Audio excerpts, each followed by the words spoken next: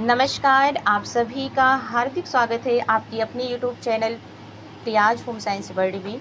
मैं प्रिया गुप्ता गहुई आप सभी के लिए लेकर के आई हूँ UP PGT 2021 home science model paper, जिसमें हम पार्ट 1, पार्ट 2 एंड पार्ट 3 हम ऑलरेडी सॉल्व कर चुके हैं। आज हम बात करने वाले हैं पार्ट 4 की, जिसमें हम इसी श्रृंखला को आगे बढ़ाएंगे और अपना मॉडल पेपर आज हम फिनिश करेंगे। हमें बात करनी है 91 क्वेश्चन से, तो हम अपना देखते हैं कि 91 क्वेश्चन हमारा क्या है। ओके, अगर आपने part 1, part 2 and part 3 solve नहीं किया है तो प्लीज़ एक बार आप लोग जाकर के उसे ज़रूर देखिएगा, ठीक है। और बताइएगा कि कैसा रहा सेशन और क्या चीज़ें आपको समझ में आई या नहीं आई समझ में। तो अब हम आते हैं अपने क्वेश्चन में, 91 क्वेश्चन में, ठीक है। कहाँ है अपना 91 क्वेश्चन? 91 क्वेश्चन हमारा ये है, ठीक है। ये है हमारा 91 क्वेश्चन। यहाँ तक हमने 90 क्वेश्चन तक हमने सॉल्व कर लिया था, ठीक है। कि नेत्र की सबसे बाहरी परत क्या है, तो हमारी स्कलेरा है, जिसे हम श्वेत पटल के नाम से जान रहे थे, ठीक है। ये आंसर मैंने बताया हुआ था। अब इसी श्रृंखला को हम आगे बढ़ाएंगे और बात करेंगे 91 क्वेश्चन की।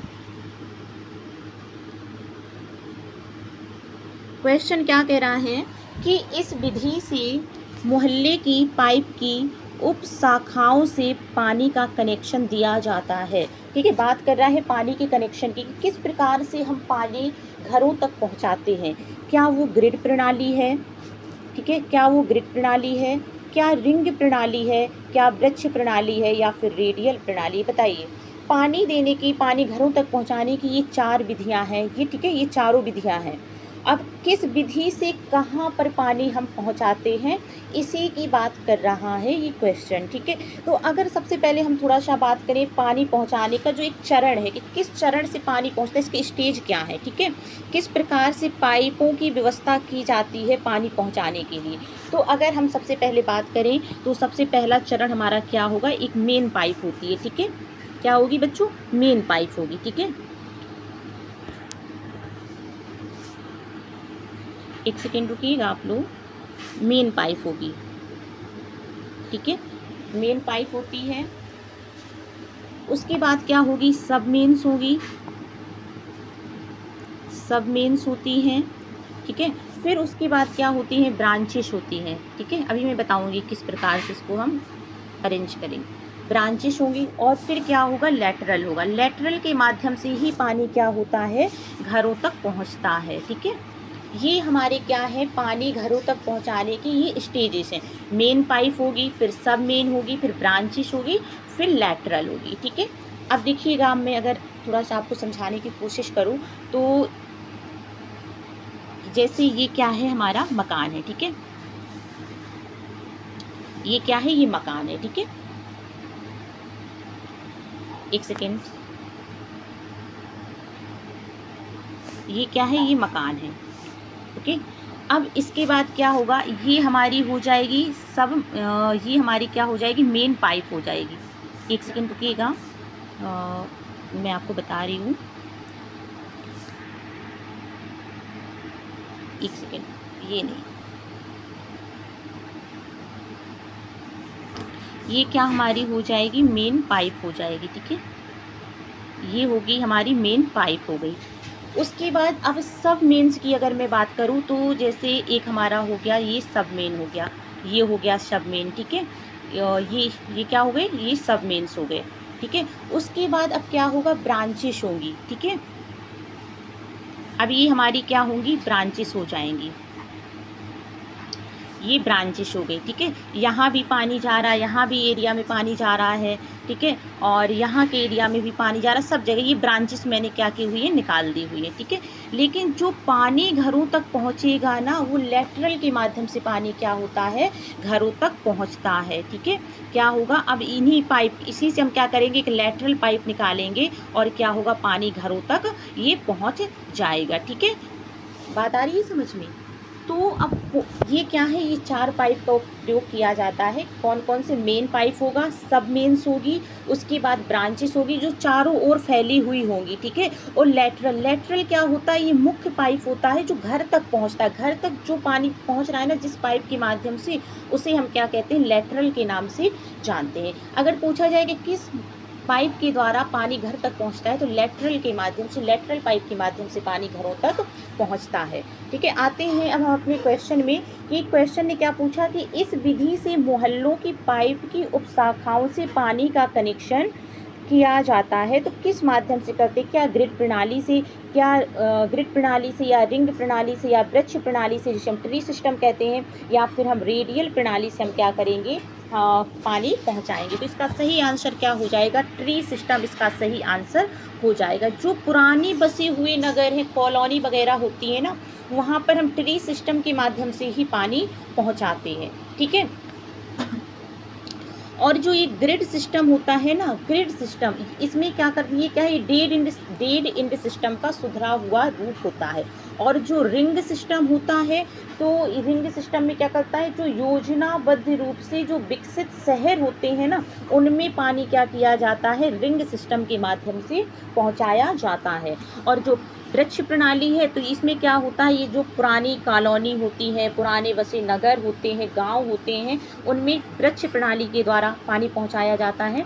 और जो रेडियल प्रणाली होती है, रेडियल सिस्टम होता है, तो जो जहां पर जो सड़कें किरणों की भांति जब फैली होती हैं, तो वहाँ पर रेडियल सिस्टम के माध्यम से पानी पहुँचाया जाता है, ठीक है। लेकिन अगर हम बात करें अपने आंसर की, तो आंसर क्या होगा? आंसर सी, ऑप्शन सी क्या हो जाएगा? इसका सही आंसर हो जाएगा। ट्री सिस्टम इसका सही आंसर हो जाएगा। उम्मीद है इतनी बात समझ में आ रही है, ठीक है। किसी प्रकार का डाउट नहीं हो रहा होगा आप सभी को। ओके, आगे बढ़े। आते हैं हम अपने 92 क्वेश्चन में कि 92 क्वेश्चन क्या कह रहा है हमारा कि भारत में व्यवहारिक पोषण कार्यक्रम ANP का मतलब क्या? अप्लाइड न्यूट्रिशन प्रोग्राम, ठीक है, कौन सी इंटरनेशनल संस्था संबद्ध है? बताइए कि मतलब ANP को किसने शुरू किया था? क्या केएल ने शुरू किया था? एकीकृत बाल विकास सेवा जिसे ICDS कहते हैं, क्या उसने शुरू किया था? या निप्सिड ने शुरू किया था? या यूनिसेफ ने शुरू किया था? बताइए क्या कहना चाहेंगे आप इसके विषय में। अगर देखो हम बात करें थोड़ा सा केयर की, तो केयर की स्थापना कब हुई थी? तो केयर की स्थापना 1946 में हुई थी, ठीक है। आपको कहीं कहीं 1945 भी देखने को मिलता है, तो आप दोनों डेट याद रखिएगा, 1945 एंड 1946, ठीक है।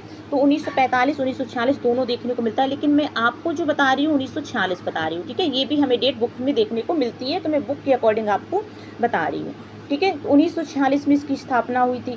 केयर ने ही क्या किया था? तो केयर ने 2 अभियान चलाए थे। एक फूड फॉर पीस चलाया था और एक फूड फॉर वर्क अभियान चलाया था।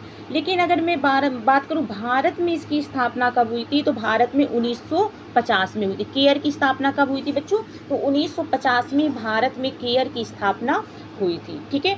अब आते हैं हम अपने सेकेंड ऑप्शन में। सेकेंड ऑप्शन क्या कह रहा हमारा कि एकीकृत बाल विकास सेवा ICDS की स्थापना कब हुई थी? तो इसकी स्थापना हुई थी 2 अक्टूबर, ठीक है, 2 अक्टूबर 1975 को हुई थी, ठीक है, 1975 को हुई थी, ओके।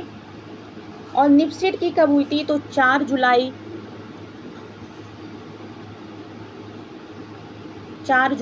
1975 को निप्सिड की हुई थी, ठीक है।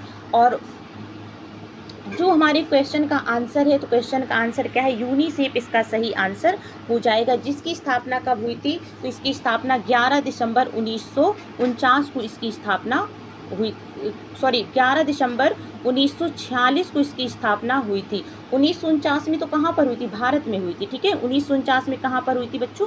तो भारत में इसकी स्थापना 1949 में हुई थी, ठीक है। लेकिन अगर बात करें कि जो नेशनल लेवल पर हुई थी, वो कब हुई थी? तो 1946 में हुई थी। 11 दिसंबर 1946 को इसकी स्थापना हुई थी। इसका जो मुख्यालय कहाँ पर है? वो न्यूयॉर्क में है, ठीक है। उम्मीद बात समझ में आ रही है इतनी, ठीक है। तो आंसर हमारा क्या है? यूनिसेफ इसका सही आंसर हो जाएगा, ठीक है, यूनिसेफ।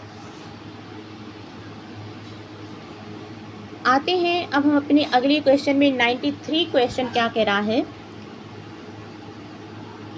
कि निम्न में से संज्ञानात्मक विकास की कौन सी अवस्था जन्म से 2 वर्ष के मध्य पाई जाती है। ठीक है, क्या आप समझ पा रहे हैं इस सिद्धांत को देखकर, इस प्रश्न को देख करके कि ये सिद्धांत किसने दिया है। उम्मीद है आप समझ पा रहे होंगे। ठीक है, किसने दिया है, पियाजे ने।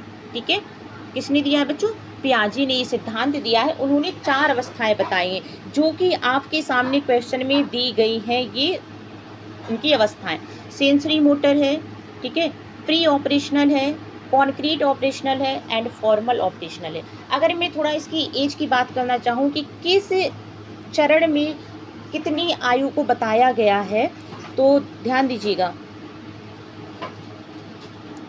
ये क्या है, हमारी 0 से 2 वर्ष है। जो सेंसरी मोटर है वो 0 से 2 वर्ष है। ठीक है, ओके। और जो प्री ऑपरेशनल है ये 2 से 7 वर्ष है। और जो कॉन्क्रीट ऑपरेशनल है ये कितनी है, 7 से 11 वर्ष की अवस्था है। जबकि जो औपचारिक संक्रियात्मक है, जिसे हम फॉर्मल, जिसे हम क्या कहते हैं, औपचारिक संक्रियात्मक अवस्था जो हमारी है, तो ये हमारी कितनी है, 11 से ऊपर है। ठीक है, 11 से ऊपर ये मानी जाती है फॉर्मल ऑपरेशनल स्टेज।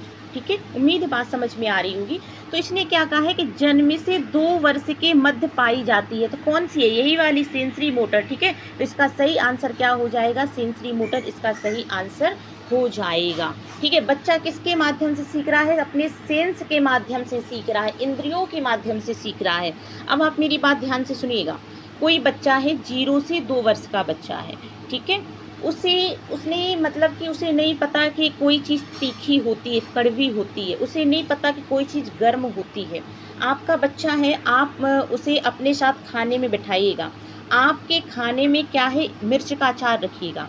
ठीक है, आप उसे मना करना कि बच्चा आप इसको खाना मत, ये तीखा है। उसने कभी खाया ही नहीं, तो उसको पता नहीं है कि तीखा कुछ होता भी है। अब वो क्या करेगा, वो उठा लेगा और आराम से खा लेगा। और जब उसे तीखा लगेगा वो रोएगा। वो सीख गया कि कुछ तीखी जैसी चीज़ भी होती है। तो उसने कैसे सीखा, अपने इंद्रिय के माध्यम से सीखा है। ठीक है, उसने क्या किया, अपने इंद्रियों के माध्यम से क्या किया, सीखा है कि कड़वी चीज़ भी होती। अब वो दोबारा नहीं खाएगा, उसको ज्ञान हो गया। ठीक है, ऐसे ही अगर मैं बात करूं कि किसी भी चीज़, गर्म चीज़ की, आपने देखा होगा, अगर आप बच्चों के सामने दूध का गर्म गिलास रख देंगे और आप मना कर दो बेटा छूना नहीं, वो मानेगा नहीं। लेकिन एक बार छू लेगा, फिर वो दोबारा नहीं छूएगा, क्योंकि वो सीख जाता है। तो वो गर्म चीज़ कर ही तुरंत कहने लगता है कि चीज़ ये गर्म है, ये गर्म है ना। तो क्या है, बच्चा इंद्रियों के माध्यम से सीखता है। कब सीखता है, तो वो 0 से 2 वर्ष की अवस्था में इंद्रियों के माध्यम से सीखता है। तो ये क्या है, इसका सही आंसर हो जाएगा। ठीक है, और पूर्व परिचालन अवस्था में बच्चा प्रतीकों के माध्यम से सीखता है। आपने देखा होगा, जब बच्चे को पढ़ाया जाता है तो उसमें हम दिखाते हैं कि A for apple, B for ball. तो ये क्या होते हैं, वो डायग्राम बने हुए होते हैं, बच्चा देख कर के सीखता है। ठीक है, इसे ही हम क्या कहते हैं, प्रतीकात्मक अवस्था के नाम से भी जानते हैं, क्योंकि बच्चा प्रतीकों के माध्यम से सीखता है। और स्थूल संक्रियात्मक में क्या होता है, इसमें कंजर्वेशन, मतलब कि चीज़ों का संरक्षण करना, और चीज़ों के मतलब कम चीज़, ज़्यादा चीज़, भारी चीज़, हल्की चीज़ के बारे में बच्चा अंतर करना इस अवस्था में सीख जाता है। उसके साथ ही साथ तारीख है, दिन है, महीना आदि के बारे में भी उसे ज्ञान हो जाता है। ठीक है, और औपचारिक अवस्था में बात करें तो इसमें बच्चे में क्रिटिकल थिंकिंग है, और हाइपोथेटिकल थिंकिंग है, और डाइवर्जेंट थिंकिंग है, साइंटिफिक थिंकिंग है। ये किस में विकसित होती है, तो औपचारिक संक्रियात्मक अवस्था में विकसित होती है। लेकिन हमारा आंसर क्या सही होगा बच्चों, तो आंसर हमारा sensory motor will be correct answer, इसका आंसर सही हो जाएगा।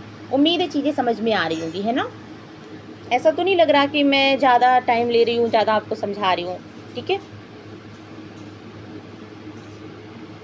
आते हैं अब हम अपने 94 क्वेश्चन में। 94 क्वेश्चन क्या है हमारा, कि निकट दूर विकास क्रम में विकास किस अंग से प्रारंभ होता है। क्या सुषुम्ना नाड़ी से, क्या सिर से, वक्ष से, या फिर पैर से। तो हम विकास की 2 अवस्थाएं, मतलब कि जो दिशा के आधार पर जो हम विकास पढ़ते हैं ना, वो 2 प्रकार से पढ़ते हैं। एक तो सेफेलोकार्डियल पढ़ते हैं, और दूसरा हम क्या पढ़ते हैं, प्रॉक्सिमो डिस्टल पढ़ते हैं। सफेलोकार्डियल में क्या होता है, तो सिर से पैर की ओर होता है, ठीक है। किसमें बच्चों, सिर से पैर की ओर होता है, किसमें, सफेलोकार्डियल में। लेकिन जो हमारा प्रॉक्सिमो डिस्टल होता है ना, उसमें केंद्र से परिधि की ओर होता है। कैसे होता है, केंद्र से परिधि की ओर विकास होता है, जिसे हम क्या कहेंगे कि सुषुम्ना नाड़ी, ठीक है, सुषुम्ना नाड़ी। तो इसका सही आंसर क्या हो जाएगा, सुषुम्ना नाड़ी इसका सही आंसर हो जाएगा। ओके, बात समझ में आ रही है, आगे बढ़े। आते हैं अब हम अपने अगले क्वेश्चन में। 95 क्वेश्चन क्या कह रहा है हमारा, कि यह पाचक रस बिना पचे कार्बोज को डाइसैकेराइड में परिवर्तित करता है। किसमें परिवर्तित करता है, इसमें ध्यान दीजिएगा बच्चों, कार्बोज, ठीक है। किसमें परिवर्तित कर, मतलब डाइसैकेराइड में परिवर्तित करता है कौन, ये मतलब ये क्या दिए हैं, तो ये आपके एंजाइम है दिए हैं, ठीक है। तो कौन सा एंजाइम है जो कार्बोज को डाइसैकेराइड में परिवर्तित करता है, क्या वो एमाइलेज है, ट्रिप्सिन है, काइमोट्रिप्सिन है, या फिर वो लाइपेज है। बताइए क्या कहना चाहेंगे आप, क्या होगा इसका सही आंसर। तो इसका जो सही आंसर हो जाएगा, देखिए जो एमाइलेज है ये किसके लिए है, तो ये कार्बोज के लिए, ठीक है। ये किसका पाचन करता है, ये कार्बोज का करता है, ठीक है। कार्बोज का करता है कौन, एमाइलेज हो गया और टाइलिन हो गया। ट्रिप्सिन क्या है, तो ये भी हमारा किसका पाचन करता है, ट्रिप्सिन, तो ये प्रोटीन का पाचन करता है, इसका सिक्रेशन अग्नाशय से होता है, ठीक है। काइमोट्रिप्सिन प्रोटीन का पाचन करता है, लाइपेज वसा का पाचन करता है, इसका सिक्रेशन कहाँ से होता है, अग्नाशय से होता है। तो बात भी क्या कर रहा है, कार्बोज की बात कर रहा है, तो आंसर भी क्या हो जाएगा, एमाइलेज इसका आंसर हो जाएगा, ठीक है, ठीक है। एमाइलेज इसका सही आंसर हो जाएगा। आते हैं अब हम अपने अगले क्वेश्चन 96 क्वेश्चन में।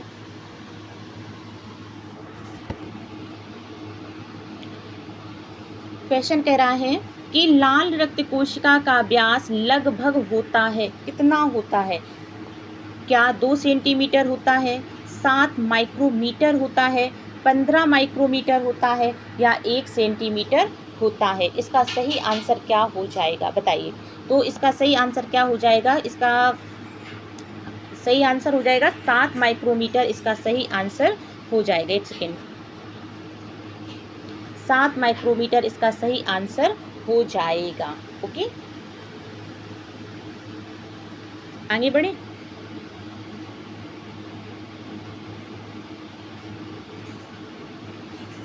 क्वेश्चन नंबर 97 है कि जब वस्त्र तंतु की कताई से पूर्व तंतु की अवस्था में रंगा जाता है, तब उसे हम क्या कहते हैं। मतलब कि जब वस्त्र तंतु की कताई से पूर्व तंतु अवस्था में, मतलब फाइबर की अवस्था में जब रंगा जाता है, तो उसे हम क्या कहते हैं।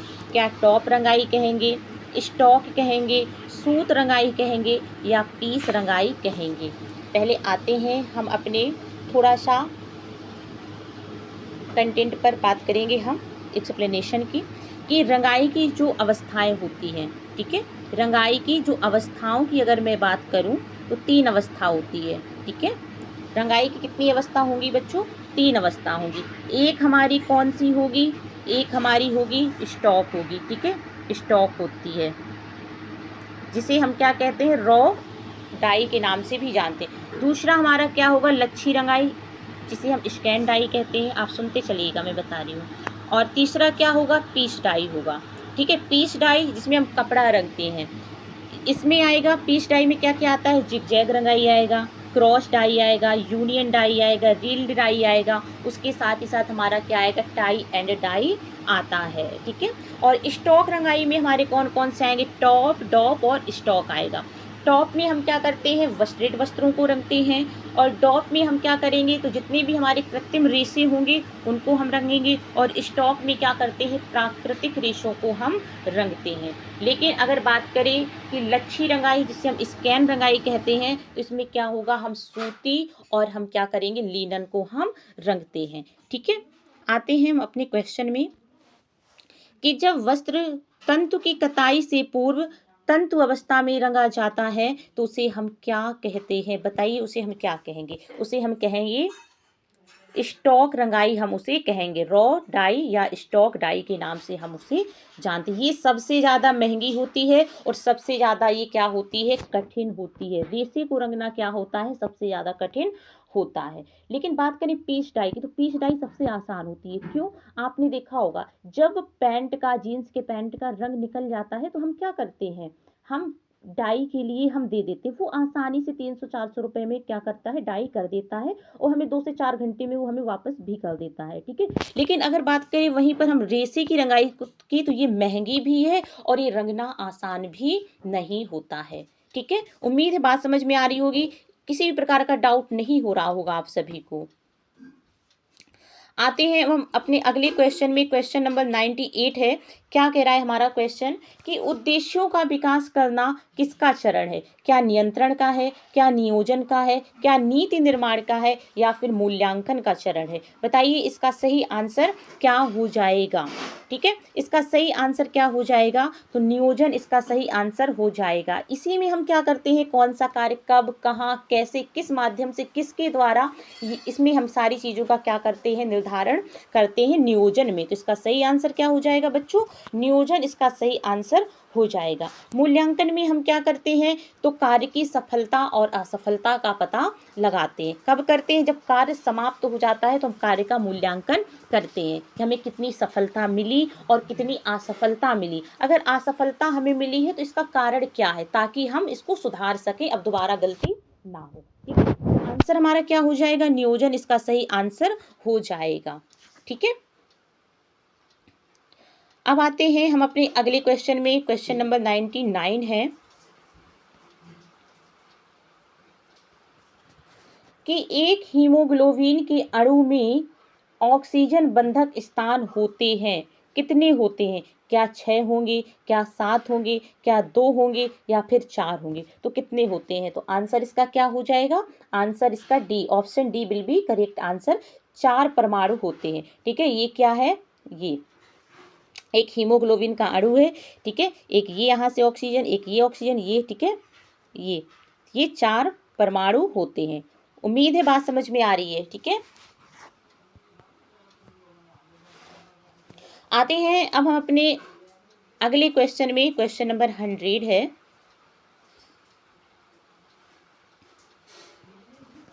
कि दूध की किण्वन प्रक्रिया में बैक्टीरिया प्रयुक्त होता है, कौन सा बैक्टीरिया प्रयुक्त होगा, क्या स्ट्रेप्टोकोकस, क्या नाइट्रीफाइन, विब्रियो कॉलेरा, या फिर कोकस। विब्रियो कॉलेरा क्या है, ये किसके लिए जिम्मेदार है, हैजा के लिए जिम्मेदार है ना, कॉमा के आकार का होता है ना।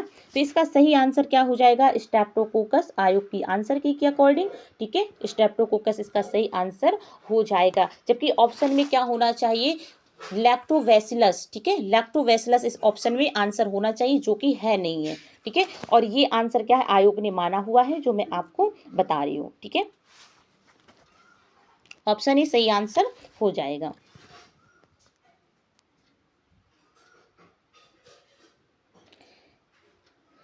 क्वेश्चन है हमारा 101।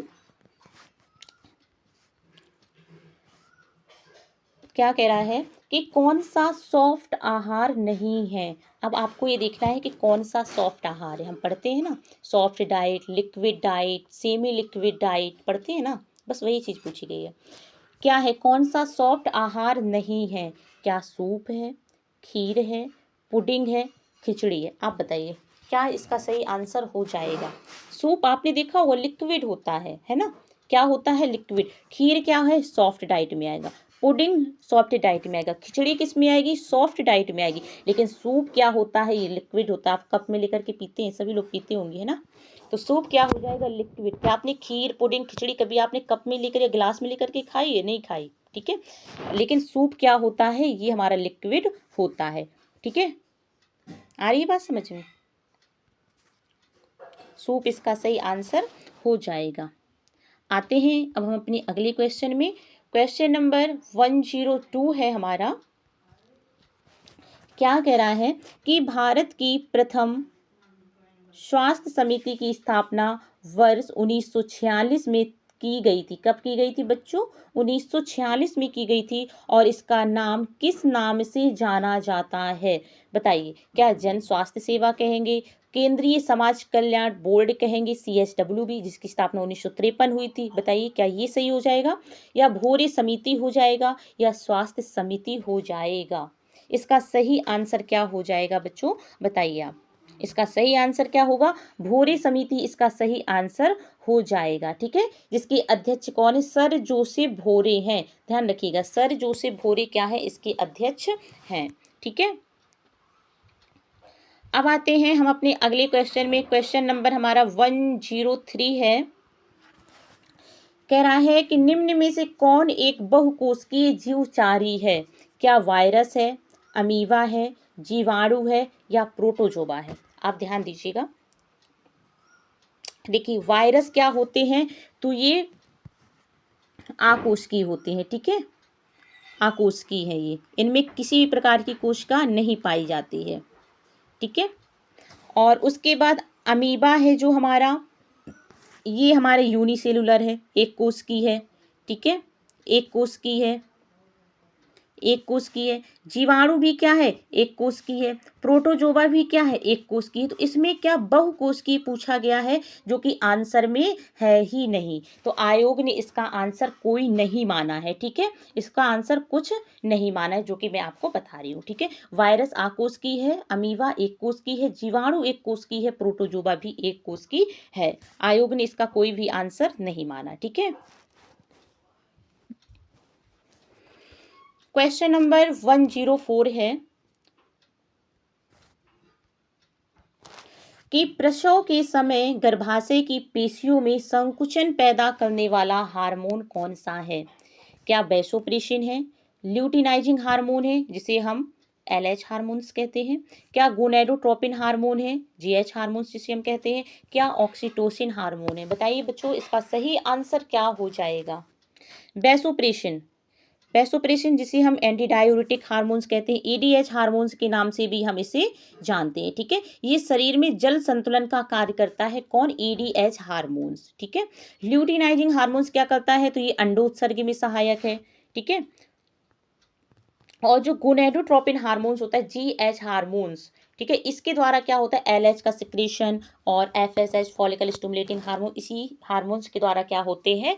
मतलब कि निर्माण किया जाता है। ठीक है, तो इसका सही आंसर क्या हो जाएगा? ऑक्सीटोसिन इसका सही आंसर हो जाएगा। क्या हो जाएगा? ऑक्सीटोसिन सही आंसर हो जाएगा। ठीक है, जिसे हम क्या कहते हैं? Love hormones.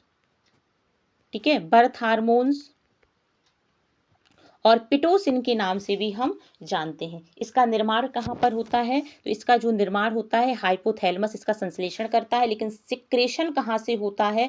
तो ये पीयूष ग्रंथि के न्यूरोहाइपोफाइसिस के द्वारा, यानी कि पीयूष ग्रंथि के पश्च भाग के द्वारा इसका स्रावण होता है। किसका? ऑक्सीटोसिन का। ठीक है, क्या हो गया? आते हैं क्वेश्चन नंबर 105 में कि किसी विशेष वस्तु को प्रभुत्व देने के लिए किस प्रकार की प्रकाश व्यवस्था का आप प्रयोग करेंगे? बताइए, आपके घर में कोई सीनरी लगी हुई है। ठीक है, आपके घर में क्या है? कोई सीनरी लगी हुई है, ये लगी हुई है आपके घर में सीनरी। ठीक है, अब आपको इस सीनरी, एक सेकेंड, क्या हो गया? ये सीनरी लगी हुई है। ठीक है, आपको अब इस सीनरी में क्या करना है कि ऐसी प्रकाश की व्यवस्था कर दी है कि लोगों का ध्यान क्या हो? सीनरी की तरफ आकर्षित हो। ठीक है, आप कुछ ऐसी प्रकाश व्यवस्था करेंगे। तो क्या करेंगे? क्या छाया करेंगे? क्या आप छाया व्यवस्था करेंगे? ठीक है, या ट्रैक लाइट व्यवस्था करेंगे, या अप्रत्यक्ष प्रकाश व्यवस्था करेंगे, या केंद्रित प्रकाश व्यवस्था करेंगे? बताइए, आप क्या करेंगे? ट्रैक लाइट की अगर मैं बात करूं, ठीक है, अगर मैं ट्रैक लाइट की बात करूं, तो आपने देखा होगा कि ये वो डीजे वगैरह में आपने देखा है, वो एक ऐसे ये लगा दिया जाता है, और इसी से ये 4 से 5 लाइट इस तरीके से आपके ये निकली हुई ऐसे दिखती है। ठीक है, ये इस तरीके से आपने देखा होगा। ठीक है। और इनसे क्या होता है, ये प्रकाश आता है, तो ये क्या होता है, ट्रैक लाइट होती है। अप्रत्यक्ष प्रकाश व्यवस्था क्या होती है, तो इसमें प्रकाश डायरेक्ट नहीं आता, इसमें प्रकाश छिपा हुआ रहता है, ठीक है। इसमें क्या होता है, प्रकाश छिपा हुआ रहता है, ये या तो आपके सोफे के पीछे पीछे से आ रहा है, या किसी वृक्ष के पीछे कोई बल्ब लगा हुआ है वहां से आ रहा है, तो इसमें प्रकाश का स्रोत नहीं दिखाई देता है अप्रत्यक्ष में, ठीक है। और लेकिन जो केंद्रित में क्या होता है, इसमें डायरेक्ट प्रकाश क्या किया जाता है, डायरेक्ट अगर आपको प्रकाश व्यवस्था करनी है तो आप क्या करेंगे, केंद्रित प्रकाश व्यवस्था का प्रयोग करना चाहिए, ठीक है। अगर आप किसी वस्तु पे क्या करना चाह रहे हैं, किसी वस्तु को प्रभुत्व देने के लिए, अगर आप सीनरी को आप मतलब हाईलाइट करना चाह रहे हैं, तो आप कौन सी प्रकाश व्यवस्था करेंगे, केंद्रित प्रकाश व्यवस्था करेंगे, जिसमें लोगों का ध्यान क्या हो, आकर्षित हो, ठीक है। तो ऑप्शन डी इसका सही आंसर हो जाएगा। उम्मीद है बात क्लियर हो रही है। आते हैं अब हम अपने अगले क्वेश्चन में।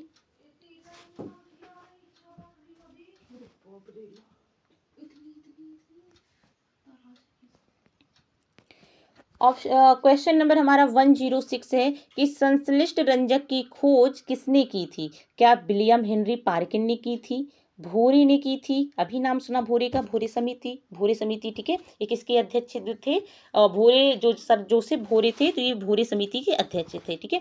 जेटी डिक्सन है या जॉर्ज ओडिमस है, बताइए इसका सही आंसर क्या हो जाएगा। तो विलियम हेनरी इसका सही आंसर हो जाएगा, विलियम हेनरी पार्किन 1856, ठीक है। 1856 में इन्होंने क्या किया था, संश्लिष्ट रंजक की खोज की थी। ओके, आगे बढ़े, आइए।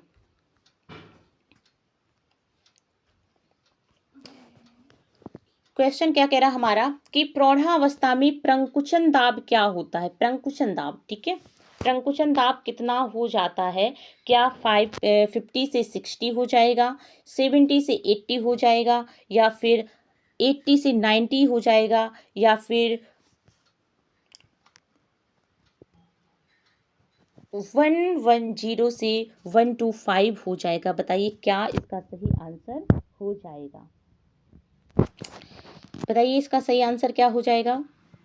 इसका सही आंसर क्या हो जाएगा हमारा, तो इसका जो सही आंसर हो जाएगा, एक सेकेंड रुकिएगा बच्चों अभी आप,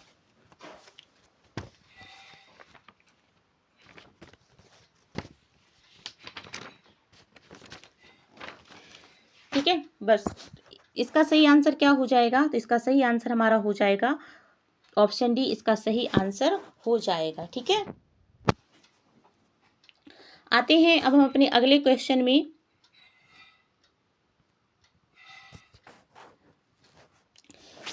कि गर्भाशय की सबसे भीतरी परत क्या कहते हैं, बताइए गर्भाशय की सबसे भीतरी परत को क्या कहते हैं, क्या स्नायु कहेंगे, एंडोमेट्रियम कहेंगे, और क्या हम हाइमन कहेंगे, या फिर हम योनि कहेंगे, क्या कहेंगे, बताइए।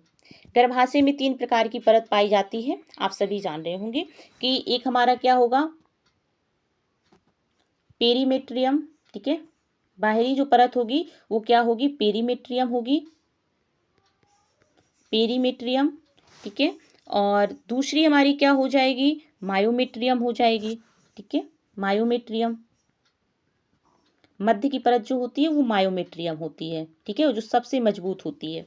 और तीसरी हमारी क्या हो जाएगी, जो कि आपके ऑप्शन में दिए हुए हैं, और ये क्या है, गर्भाशय की सबसे भीतरी परत होती है, कौन, एंडोमेट्रियम, इसका सही आंसर हो जाएगा। 3 परत पाई जाती है, पेरीमेट्रियम, मेसोमेट्रियम, और क्या, सॉरी मायोमेट्रियम, और क्या हो जाएगा, एंडोमेट्रियम। तो ऑप्शन बी इसका सही आंसर हो जाएगा। आते हैं अब हम अपने अगले क्वेश्चन में। क्वेश्चन नंबर 109 है।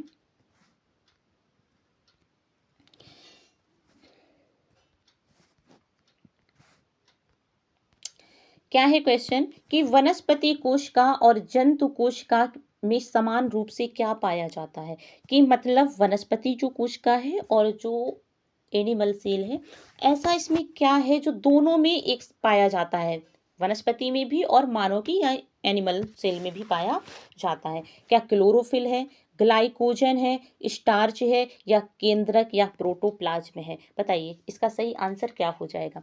तो क्लोरोफिल जो होता है, जो पौधों को हरा रंग प्रदान करता है, ये किस में पाया जाता है, ये तो पौधों में होगा, तो ये तो आंसर होगा नहीं।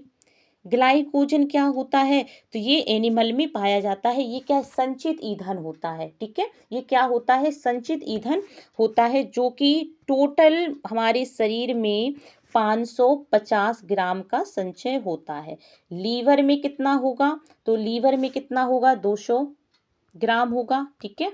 और जो मसल्स में जो होता है, मांसपेशियों में होगा 350 ग्राम होता है, ठीक है। तो टोटल 550 ग्राम का संचय क्या होता है, ग्लाइकोजन का हमारे शरीर में होता है। और वनस्पति जगत में इसका संचय नहीं होता, तो ये भी क्या होगा, आंसर नहीं होगा। स्टार्च की अगर बात करें तो स्टार्च बताइए पौधों में पाया जाता है कि या फिर एनिमल में पाया जाता है। तो पौधों में क्या है, जैसे मानव का या एनिमल का संचित ईंधन ग्लाइकोजन है, ऐसे ही वनस्पतियों का संचित ईंधन क्या है, तो वो स्टार्च है, ठीक है। क्या है बच्चों, स्टार्च है।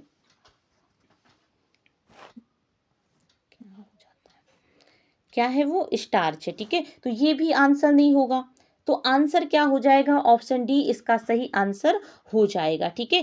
केंद्रक हमारे क्या हमारे शरीर में भी पाया जा रहा है, एनिमल कोशिका में भी पाया जा रहा है, और वनस्पति कोशिका में भी पाया जा रहा है। प्रोटोप्लाज्म, प्रोटोप्लाज्म जिसे हम जीव द्रव्य कहते हैं, ठीक है, क्या कहते हैं बच्चों, जीव द्रव्य कहते हैं प्रोटोप्लाज्म को। ये क्या है, ये भी दोनों में पाया जाता है, चाहे वो वनस्पति कोशिका हो चाहे वो एनिमल कोशिका हो, दोनों में पाया जाता है, ठीक है। प्रोटोप्लाज्म की खोज किसने की थी, डुजार्डिन ने की थी, जिसे सारकोड नाम दिया था। और नामकरण किसने किया था, जीव द्रव्य नाम किसने दिया था, तो वो किसने दिया था, पुरकिंजे ने दिया था, ठीक है। हक्सले ने क्या कहा था, इसको जीवन का भौतिक आधार कहा था, किसको, जीव द्रव्य को भौतिक आधार कहा था, ठीक है। उम्मीद है बात समझ में आ रही है, ठीक है। तो ऑप्शन डी इसका सही आंसर हो जाएगा। अब अगर बात करें हम अपने अगले क्वेश्चन की, 110 क्वेश्चन हमारा क्या कह रहा है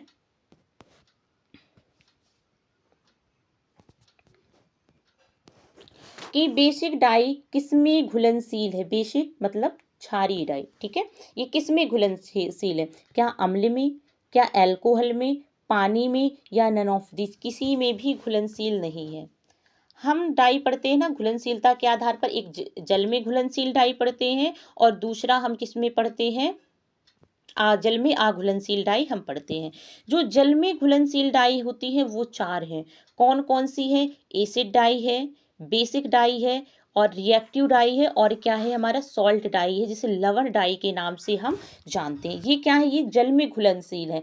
और जो बैट डाई है, सल्फर डाई हो गया, डिस्पर्स डाई हो गया, ये सब क्या है, तो ये क्या है, ये जल में अघुलनशील होती है, ठीक है। तो इसने पूछा क्या है कि बेसिक डाई किस में घुलनशील है, तो जल में घुलनशील है। ऑप्शन सी इसका सही आंसर हो जाएगा, ठीक है। क्या हो जाएगा, ऑप्शन सी इसका सही आंसर हो जाएगा, ओके।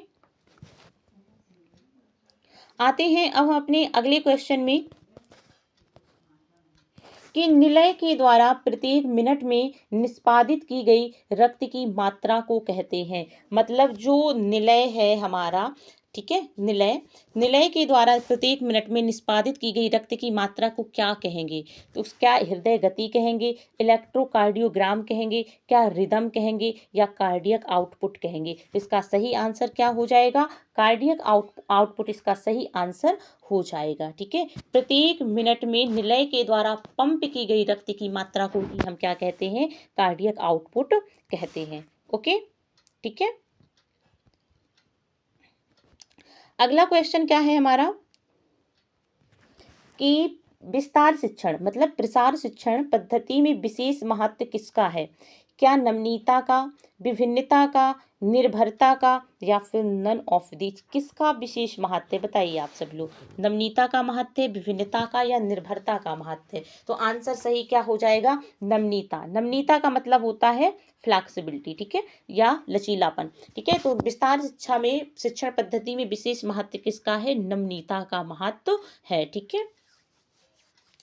प्रसार शिक्षा होती है वो कैसी होती है, क्या वो शिक्षार्थी केंद्रित होती है या फिर वो शिक्षक केंद्रित होती है, क्या कहना चाहेंगे आप, बताइए। तो वो क्या होती है, वो शिक्षार्थी केंद्रित होती है। मतलब कि जो सीखने वाले व्यक्ति है ना, ठीक है, तो वो ये उनकी रुचि पर केंद्रित होती, वो क्या सीखना चाह रहे हैं, किस समय सीखना चाह रहे हैं, ठीक है। तो ये उन पर ये क्या होती है, उनकी रुचि पर ये केंद्रित होती है। कौन? प्रसार शिक्षा। ओके, ओके, एक हो गया हमारा आंसर, ठीक है। ये आंसर ये क्या है, ये क्वेश्चन अलग है, टाइपिंग में एरर हुआ है थोड़ा सा कि ये आंसर क्वेश्चन रंग का दिए है, बट जो आंसर ऑप्शन हुए ना तो ऊपर वाले क्वेश्चन की हटा दो। आते हैं हम अपने अगले क्वेश्चन में।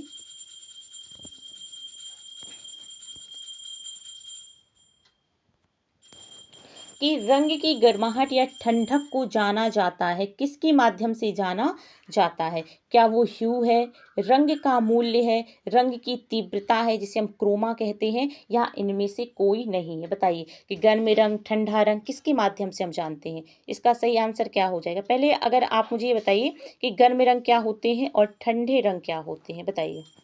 तो अगर मैं बात करूं पहले, सबसे पहले ठंडे रंग की, तो ठंडा रंग हमारा कौन कौन सा हो जाएगा?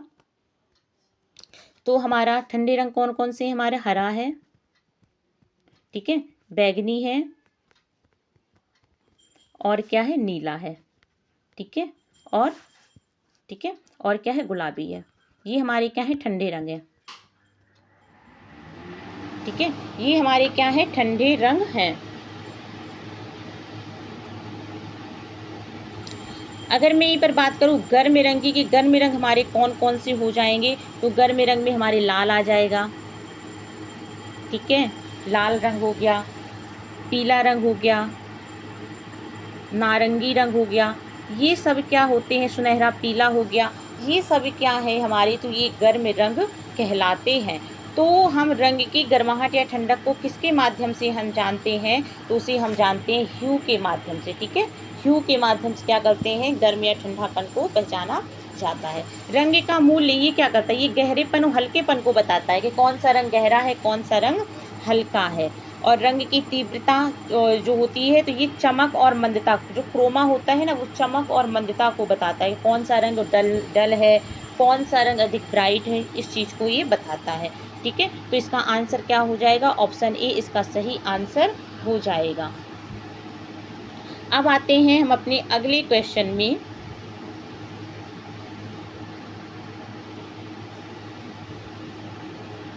क्वेश्चन क्या है कि वृषण के कार्य है, टेस्टिस के कार्य क्या है, बताइए।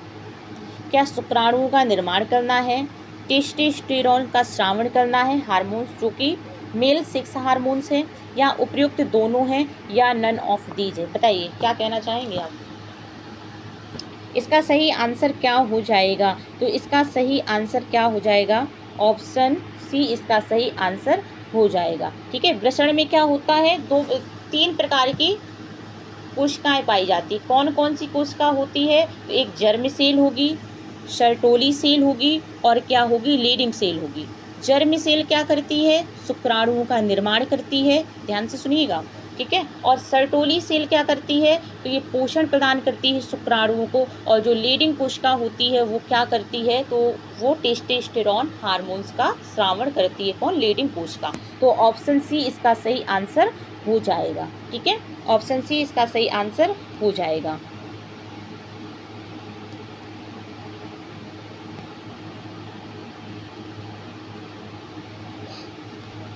आते हैं हम अपने अगले क्वेश्चन में कि सामान्यतः अंडाणुओं का निषेचन होता है कहाँ पर होगा? क्या गर्भाशय में होगा, अंडवाहिनी में होगा, अंडाशय में होगा, या फिर हमारे रोमिका में होता है? कहाँ पर होगा बताइए। जो निषेचन है, जो फर्टिलाइजेशन है, उसे हम वो कहाँ पर होता है बताइए। सही आंसर क्या हो जाएगा? गर्भाशय में क्या होता है? तो निषेचित भ्रूण का निर्माण होता है, ठीक है। निषेचित भ्रूण का निर्माण कहाँ पर होता है? तो वो हमारे कहाँ पर होगा? गर्भाशय में होगा। अंडवाहिनी इसका सही आंसर हो जाएगा। अंडवाहिनी में क्या होता है? फैलोपियन ट्यूब में क्या होता है? अंडाणु का निषेचन होता है। अंडाशय में क्या होता है? अंडे का निर्माण होता है, ठीक है, ठीक है। जब निषेचित अंडाणु जो होता है ना, जब वो फैलोपियन ट्यूब में विकसित होने लगता है, तो उसे हम क्या कहते हैं? एक्टोपिक प्रेगनेंसी के नाम से जानते हैं। किस नाम से जानते हैं? तो एक्टोपिक प्रेगनेंसी के नाम से हम उसे जानते हैं। एक्टोपिक प्रेगनेंसी, ठीक है, एक्टोपिक प्रेगनेंसी के नाम से हम उसे जानते हैं। ऑप्शन बी इसका सही आंसर हो जाएगा। आते हैं अब हम अपने अगले क्वेश्चन में कि योग्यता कौन सा साधन है, ठीक है, कौन सा साधन है योग्यता, क्या मानव साधन है, गैर मानव साधन है, भौतिक साधन है, या फिर वो सामाजिक साधन है, कौन सा साधन है। हम पढ़ते हैं ना, एक तो मानवीय साधन पढ़ते हैं, अमानवीय साधन पढ़ते हैं। मानवीय साधन क्या होते हैं, जैसे व्यक्ति की रुचि हो गई, इच्छा हो गई, ठीक है, कौशल हो गया उसका, और साथ ही साथ उसकी अभिवृत्ति हो गई, उसका व्यक्तित्व हो गया, ये सब क्या होते हैं, मानवीय साधन होते हैं, ठीक है, जो हमें दिखाई नहीं देते हैं, ठीक है। और जो अमानवीय साधन होते हैं जिसे हम देख सकते हैं, वो कौन कौन से होते हैं, तो जो भी आपके सामने जो वस्तु है जो दिख रही है, जिसे आप छू रहे हैं, वो सब क्या है, अमानवीय साधन कहलाएगा। तो योग्यता क्या है, व्यक्ति के अंदर होती है योग्यता, ठीक है, तो ये कैसा साधन है, ये मानवीय साधन हो जाएगा। ऑप्शन ए इसका सही आंसर हो जाएगा, ठीक है, क्या हो जाएगा, ऑप्शन ए इसका सही आंसर हो जाएगा, ठीक है। आते हैं अब हम अपने अगले क्वेश्चन में कि ऐच्छिक तंत्रिका तंत्र को किस नाम से हम जानते हैं। बताइए, ऐच्छिक तंत्रिका तंत्र को किस नाम से जानते हैं। क्या केंद्रीय तंत्रिका तंत्र कहेंगे, परिधीय तंत्रिका तंत्र कहेंगे, या अनुकंपी तंत्रिका तंत्र कहेंगे, या फिर परानुकंपी तंत्रिका तंत्र के नाम से हम उसे जानते हैं। ध्यान दीजिएगा, हम तंत्रिका तंत्र 3 प्रकार के पढ़ते हैं, ठीक है। एक होता है हमारा CNS पढ़ते हैं, ठीक है, CNS, PNS, ठीक है, और हम पढ़ते हैं ANS, ठीक है। CNS सेंट्रल नर्वस सिस्टम, जिसमें मस्तिष्क आएगा, मेरुरज्जु आएगी। फिर आता हमारा PNS पेरिफेरल नर्वस सिस्टम, और तीसरा हमारा ANS आएगा, ऑटोनॉमिक नर्वस सिस्टम आता है, जिसमें हम सिंपैथेटिक एंड पैरासिम्पैथेटिक को हम पढ़ते हैं, ठीक है। तो इसका आंसर क्या हो जाएगा कि ऐच्छिक तंत्रिका तंत्र को हम किस नाम से जानते हैं, तो इसका आंसर क्या हो जाएगा, ऑप्शन ए इसका सही आंसर हो जाएगा, ठीक है। केंद्रीय तंत्रिका तंत्र के नाम से हम इसे जानते हैं। उम्मीद है बात क्लियर हो रही है, डाउट नहीं हो रहा किसी भी प्रकार का आप सभी लोगों को, मुझे उम्मीद है, ठीक है।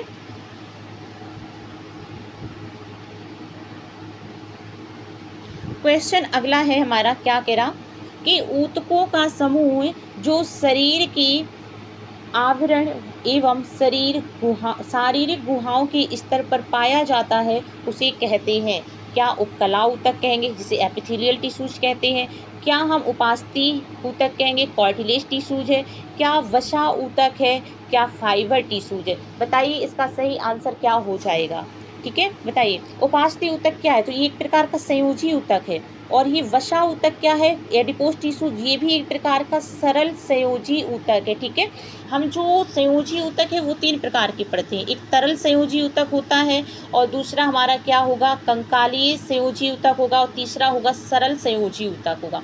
तो सरल संयोजी ऊतक में हम क्या पढ़ते हैं, एडिपोज टिश्यूज को पढ़ते हैं, ठीक है। कंकालीय टिश्यूज में हम क्या पढ़ेंगे, हड्डी को पढ़ेंगे, उपास्थि को पढ़ेंगे, टेंडोन को पढ़ेंगे, लिगामेंट को पढ़ते हैं। लेकिन अगर बात करें हम तरल संयोजी ऊतक की, तो उसमें हमारा ब्लड आएगा, प्लाज्मा वगैरह और लसिका वगैरह आएगा। लेकिन हमारे क्वेश्चन का सही आंसर क्या हो जाएगा, ऑप्शन ए सही आंसर हो जाएगा। उपकला टिश्यूज इसका सही आंसर हो जाएगा, जो कि ये चादर की भांति कार्य करती है, ठीक है। उम्मीद है बात समझ आ रही है, ठीक है। आइए नेक्स्ट क्वेश्चन में कि बच्चों के लिए किंडरगार्टन की स्थापना किसने की थी। बताइए, क्या जे रूसो के द्वारा, जीन पियाजे के द्वारा, पेस्टोलॉजी के द्वारा, या फिर फ्रोवेल के द्वारा की गई थी। तो किसके द्वारा की गई थी, फ्रोवेल के द्वारा की गई थी, ठीक है। सभी लोगों को पता होगा इसका आंसर, फ्रोवेल के द्वारा इसकी स्थापना की गई थी, ठीक है। जीन पियाजे ने संज्ञानात्मक सिद्धांत दिया था, 4 अवस्थाएं बताई उन्होंने, स्कीम की बात की है, वस्तु स्थायित्व की बात की है, एनिनिज्म की बात की है, ठीक है, ओके, ठीक है। तो ऑप्शन डी इसका क्या होगा, सही आंसर हो जाएगा।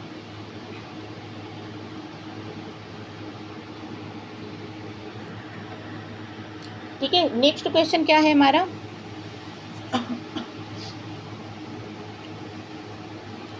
कि प्रांग के अनुसार सर्वाधिक गर्म रंग है, ठीक है। कौन से रंग हैं जो सर्वाधिक गर्म है, क्या लाल नारंगी है, हरा बैगनी है, नीला पीला है और बैगनी और नीला है। क्या है इसका सही आंसर बताइए। देखिए हरा और बैगनी क्या है, ठंडा रंग है, ये तो होगा नहीं। नीला और पीला, नीला ठंडा है बट पीला क्या है, गर्म है, तो ये भी आंसर नहीं होगा। बैगनी और नीला दोनों ठंडे हैं, तो ये भी आंसर नहीं होगा। तो इसका सही आंसर क्या होगा बच्चों, इसका सही आंसर क्या हो जाएगा, लाल और नारंगी इसका सही आंसर हो जाएगा। ठीक है, ये क्या है, गर्म रंग होते हैं। ठीक है, आइए अगले क्वेश्चन में कि लैरिंक्स का निम्नलिखित में से क्या कार्य है। क्या कार्य है लैरिंक्स का, क्या भोजन को ग्रसनी में जाने देना, भोजन को श्वास नली में जाने देना, भोजन को श्वास नली में जाने से रोकना, ठीक है, क्या करना, जाने से रोकना, या नन ऑफ दीज। इसका सही आंसर क्या हो जाएगा बताइए। तो इसका सही आंसर क्या हो जाएगा, भोजन को श्वास नली में जाने से रोकना। ठीक है, क्या करता है ये, भोजन को श्वास नली में जाने से रोकता है, कौन, लैरिंक्स। ठीक है, आगे बढ़े।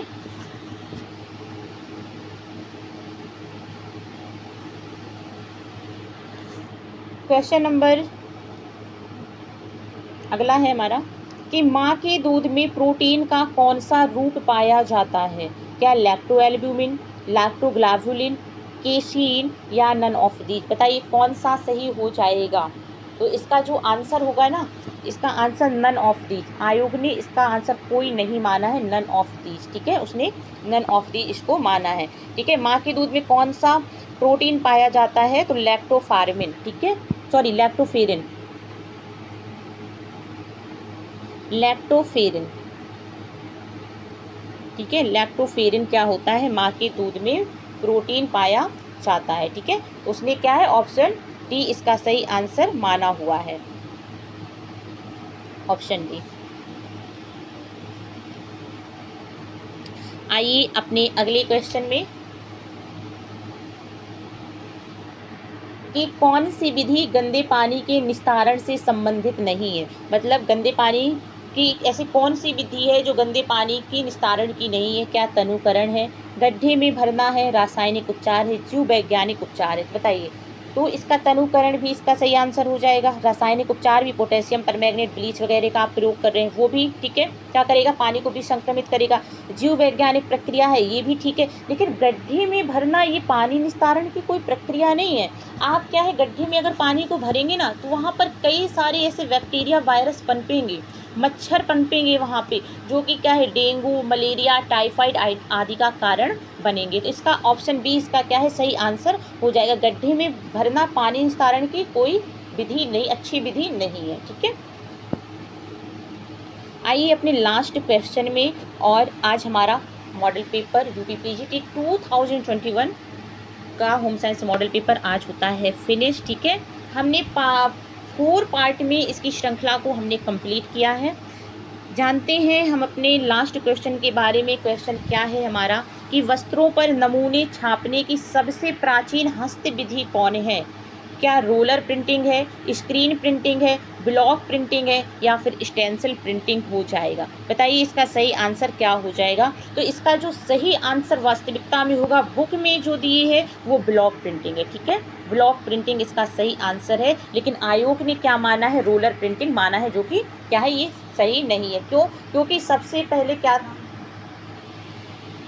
जो कि क्या है, सबसे पहले हाथ के द्वारा मैनुअली प्रिंटिंग किया गया था, बाद में ये टेक्नोलॉजी या ये यंत्र वगैरह का प्रयोग किया गया था। ठीक है, तो इसका आंसर क्या है, ऑप्शन सी इसका सही आंसर हो जाएगा। दोनों ध्यान रखिएगा, लेकिन आयोग ने क्या है, ऑप्शन ए इसका सही आंसर माना हुआ है। ठीक है, बहुत बहुत धन्यवाद आप सभी का, बहुत बहुत धन्यवाद।